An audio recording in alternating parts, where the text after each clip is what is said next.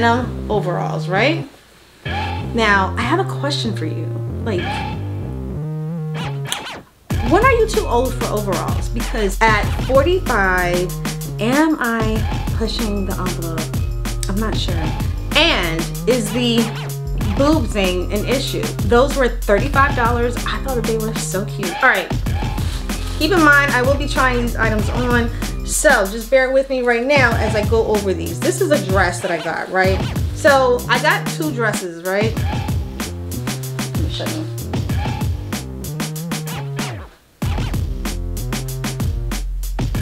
I got one this color, and I also got one that was like a charcoal gray. These both came up to, these were $25. I bought another swimsuit because who doesn't need a swimsuit? You need like all the swimsuits you can get. Here's the top part of my swimsuit, and then it has like a separate bottom. I might try this on for y'all. This was $30. Then I got some makeup because I just cannot help myself. I got some highlighter because, like I said, I just cannot help myself. I felt like I needed some highlight. My daughter, you know what I'm saying, she goes through all of my makeup and I'm missing things.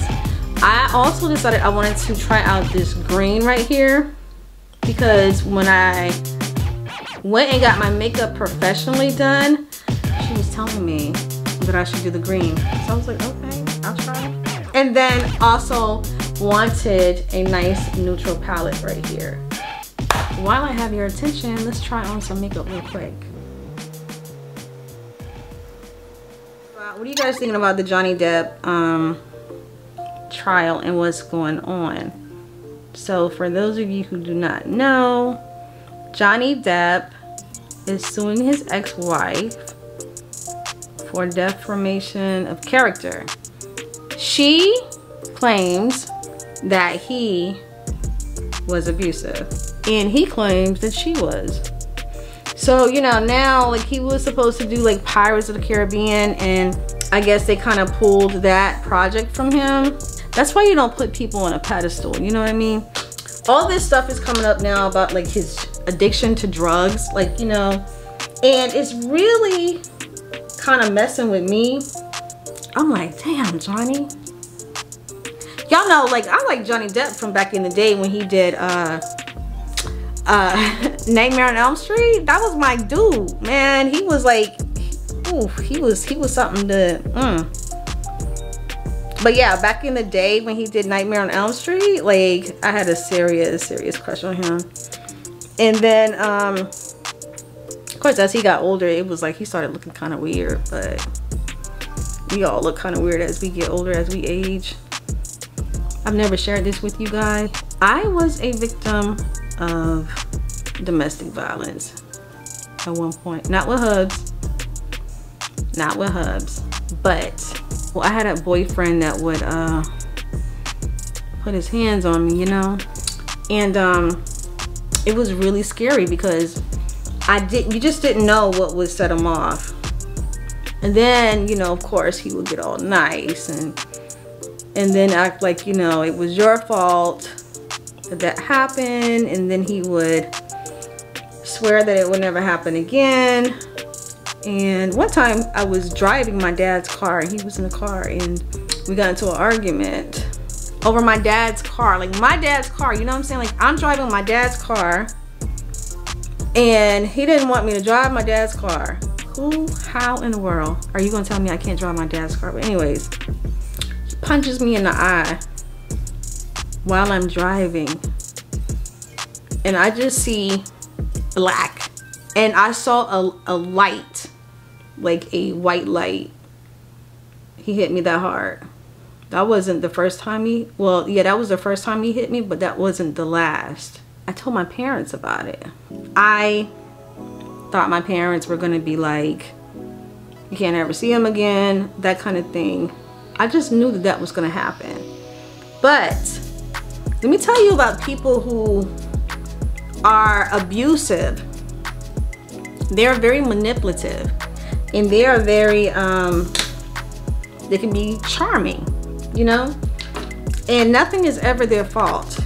And they always say that, you know, well, if you didn't do this, then that would have not made me do that, you know. Back then we didn't have cell phones. We had like the house phone. So he calls the house phone. And I was like, Dad, I don't want to talk to him. My dad at the time was like, he didn't want to get involved in my personal affairs, you know. So they gave me the phone. I get on the phone with him. Of course, what does he do? He apologizes. He apologizes. Give me one more chance. I'm so sorry. You know, all this, da da da da. And I was 18 at the time. I was 18 and he was like 24. He was older than me.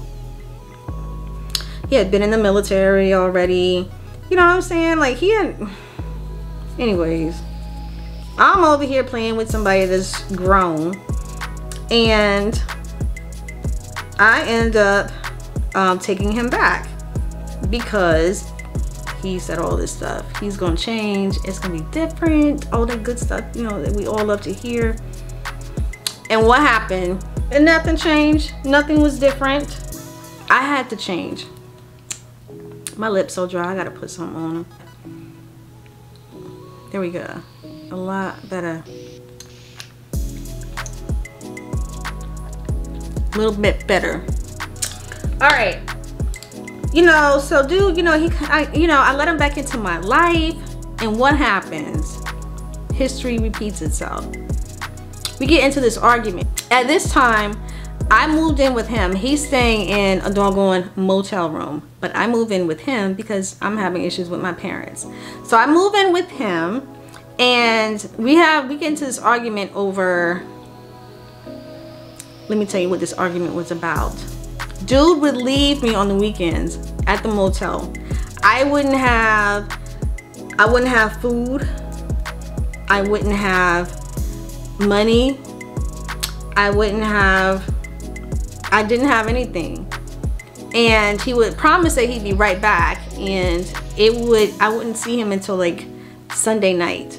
So I was in the motel from like all the whole weekend by myself, and I didn't call home because I knew I could if I needed to, but I didn't call my mom and dad, you know. But anyways, we get into an argument because I didn't want him to leave. And he was like, he was gonna leave anyways. He was gonna go run the streets and do what all he was doing. And we got into a bad argument, and that argument led into him putting his hands on me. He would say that I had a smart mouth, and that's why we would end up fighting. That's never an excuse to put your hands on somebody. Don't ever let anybody give you an excuse as to why they put their hands on you. You know what I mean? People put their hands on you because they have an issue with communicating with people the right way, because they have issues with anger. You know what I'm saying? They got issues with control. They don't know how to control themselves. They want to just do what they want to do. But anyways, so we got into an argument. We got into a, you know, I won't say fight because I didn't hit him back. Dude was like tall, really tall, like over 6 feet. Yeah, punches me in the ear, and when he punches me in the ear, I couldn't hear for like 2 or 3 days. It was so bad. I couldn't hear out of that ear. I sometimes have issues out of that ear.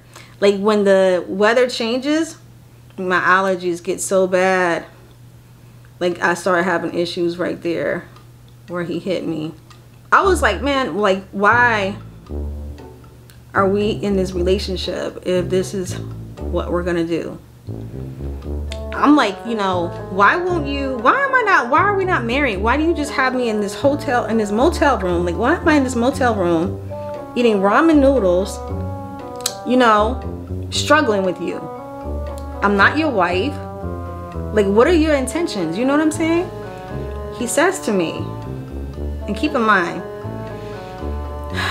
I was gonna go to the military prior to this, but you know, I was being I don't know. I just didn't feel like going at the time. I was holding out on what? I don't know what, but I was holding out. So he says to me, I would never marry you. The only way I would marry you is if you went into the army. And when he said that, the light bulb went off in my head, and I was like, this dude is trying to use me. And baby, I don't play with my money. You know what I'm saying? Like, I don't, when we start talking about money, all the love in the world goes out the window, because I don't part ways with no cash. You will not use me for money. So I was like, oh, dude is trying to like use me for money. So I called a recruiter a couple of days later, because also what happened was he ended up getting locked up over that weekend. Something about a traffic ticket, but that's what I was told, but who knows what the truth was. I figured, you know what? I watched enough Lifetime movies to know that getting away from this dude was gonna be kind of difficult. So I told him that I was gonna go to the military, which I did. I went to the military and I went to get away from him. But when I was in the military, what he did was, when I was in basic training, he ended up going by my parents' house, and he got the number to where I was at from my brother. And my brother at the time was like 16, you know what I'm saying? So they're like really young. I have two younger brothers. They were like young. So they gave him the number. You know, he just tried to keep tabs on me and stuff. Anyways, I finally graduated basic training. I made it home. He was right there on the front porch. He was hard to get rid of. I'm telling you, if he would have known my intentions were to like leave him, he wouldn't have let me go. He wouldn't have let me go. He wouldn't have wanted to see me without him. You know what I mean? So I was smart enough to kind of like just play along like we were together, but in my mind I was like, as soon as I get to my duty station, I am never seeing you again. And he calls my duty station, and by that time, a couple months had went by, he's still calling me, he's sending me letters. I'm not communicating with him at all. One time he calls, at this, I'm seeing Hubs by now. I done moved on, I done met somebody else. Dude's still calling me, and I tell my husband about it, who is my new boyfriend. I told him all about it. And then I told him the dude would not leave me alone. So one day when he called, Hubs picked up the phone, and that was the last time he ever called. Because Hubs was like, don't call her no more. You know what I mean? See, back then we didn't have cell phones, you know. He called like the company barracks number. But yeah, Hubs was like, don't call here no more. She does not want to deal with you. Y'all, I just be playing with makeup. I don't be knowing what the hell I'm doing. We experimenting, you know what I mean? We just experimenting. My brush is wet, so anytime you have a wet brush, you know, it's gonna do a little bit more, a little extra. But yeah, guys, I've been with Hubs ever since. It was important for me to find somebody that wasn't too old, you know, somebody that I could grow with, and not somebody who already had lived their life and was trying to control mine, because he was really trying hard to get that money. Oh, I forgot to mention too, like when I was with dude, he was so mad at me for like leaving him, that he was like, oh, everybody is going to suffer after you. Like, and I was like, you know what, I'm okay with that, because as long as it's not me, I don't care. I was like, oh well. You know, they'll try to guilt trip you to make you stay with them. Usually people who are like borderline tend to do stuff like that too. Like, oh, you don't want to be with me, I'm gonna hurt myself. Well, I'm gonna do this if you don't want to be with me, you know. I'm not saying that's what he was, but it just reminded me that, you know, that's a thing that borderline people tend to do. I don't know why people assume that like I have never been through anything. Like oh my God, like you just seem like you have like the perfect life, you know, like you met your husband, you know, y'all married, and you know, you got like 3 kids, everybody's all healthy and happy and life is all good. You live in a big house up on a hill, you know, like bitch, you made it, like you made it, you know, like I be getting all this attitude. You'd be surprised like how much like people, when people feel like I'm about to mess up this eyeliner so bad, but I'll fix it in a minute. Ooh, this is about to be all ugly. I'm about to mess up this wing, but I'm gonna fix it because, you know, I've been doing makeup for years. This ain't nothing new. We about to fix this wing, baby. We about to fix this stuff real quick. Let me show you what we're getting ready to do.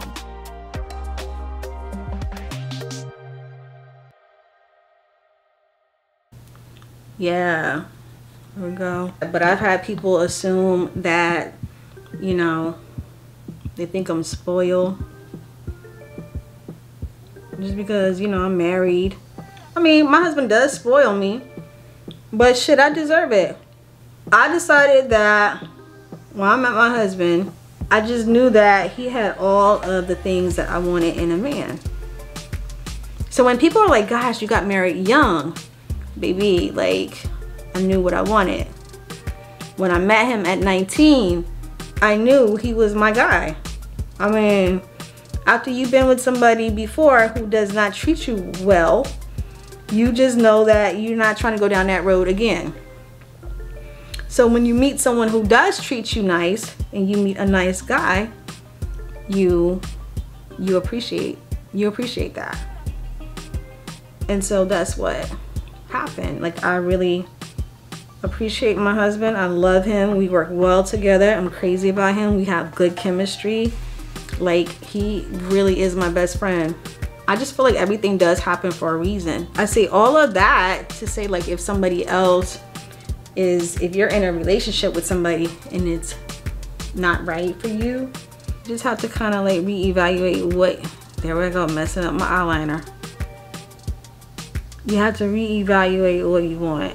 For me, my husband, he checked all the boxes, you know what I'm saying? Like, y'all see him, he's not too tall. I was not trying to be with nobody that was taller than me or like that.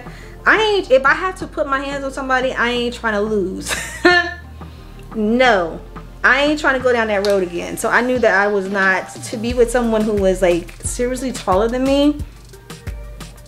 Somebody that could possibly like beat me up or hurt me or whatever really, really bad. That wasn't something I was trying to do again. So I really did have some height requirements for real. Like, dude couldn't be too tall. He had to have good communication skills, you know what I'm saying? Like, you gotta know how to communicate. In June, it'll be 25 years that me and my husband have been together. And I honestly can say it was the best decision that I could have made for myself. Bottom line, I know what it's like to be in a relationship that's not good. And I know what it's like to be in a relationship that is good. I know what it's like to be lonely. The other day I talked about how it was lonely at the top, you know?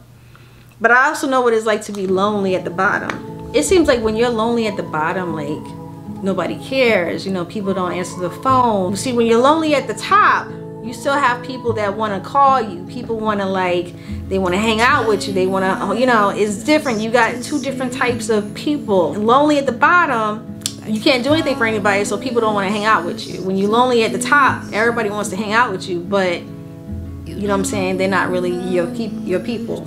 Yeah, when I left my hometown, I didn't know all of this was going to happen. I had no idea. I didn't know what was going to happen.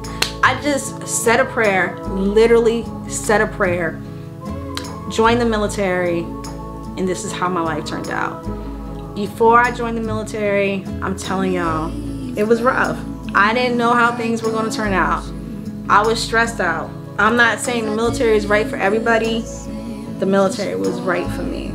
If you have younger kids that are struggling in these types of relationships, keep believing in them, give them the motivation, give them the support that they need to get out of that situation. Be patient, help them, don't give up on them. You know what I'm saying? Like, there is hope. There is hope. If you're struggling in that situation, there's hope. You know what I'm saying? Like, you just gotta find an exit strategy. If you enjoyed this video, make sure you give it a thumbs up, and I will see you guys in my next one. Bye.